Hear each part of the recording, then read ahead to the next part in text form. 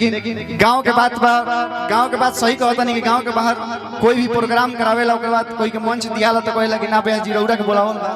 और उरे गाई, लेकिन गांव के बात बा। और हमार आदरणीय गर्जीवन विनोद भैया बानी, बजरंगी भैया बानी और बसुधर से कनक फिल्म्स, पुष्पा फिल्म्स भाई लोग आइल बाने, कौशल्य म्यूजिक वर्ल्ड आइल बाने, भाई के धन्यवाद बा। बहुत के नहीं हमारे गांव में हम आदमी है न जब हमरा बुझा जे कि रोहित भाई निमन गावत रे रउआ निमन गावत नहीं तो खाली गाँव में ना देखावे खातिर ना दूसरों जगह आई मगर वहाँ आवत नहीं तो एगो गीत गवावे खातिर वो खातिर कुछ हो बड़ो भी दे छोड़ देव हम जकर तक भाई सब खातिर इतना जरूर हम करेला। आ सही में जितना गौनी है रोहित भाई बहुत सुंदर गौनी है। अब रउआ अपन दिखाई प्रस्तुति करिए। हेलो हेलो चलो मैडम जी खड़ा हो जाओ ना अभी मैडम जी वाह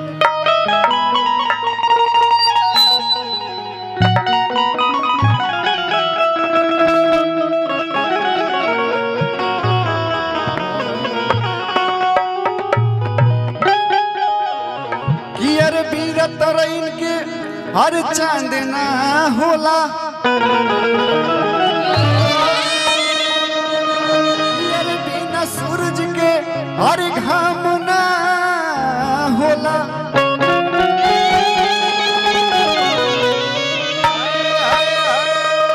अरे प्रेमी को तहु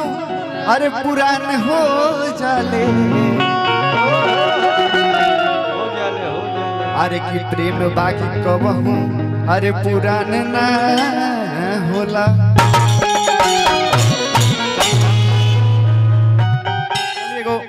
कौन सी के लाइन रहे बहुत मस्त गाना बा कि अरे करब इंतजार यार, अरे करब इंतजार यार, अरे पीपरा के छाँव अरे करब इंतजार यार, अरे पीपरा के छाँव अरे मिले खातिया जई, अरे मिले खातिया जई, अरे बोलो मुआ के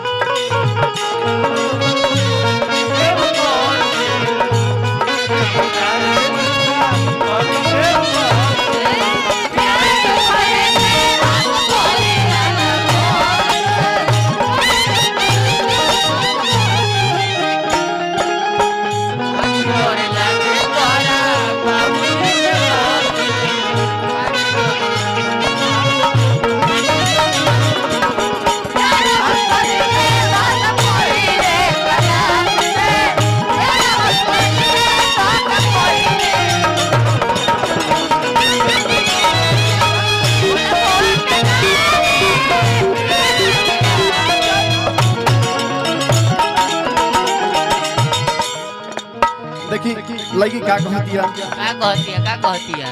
कैसे बताई कितना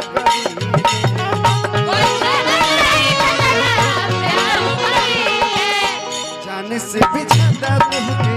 हम समानी देखिए देंगे और बजरंगी भैया और गर्जीवन चाचा के तरफ से बहुत बहुत पुरस्कार बा। कैसे बताई कितना प्यार करी ना बाबा, कैसे बताई कितना प्यार करी जाने से भी ज्यादा तुझे हम समाई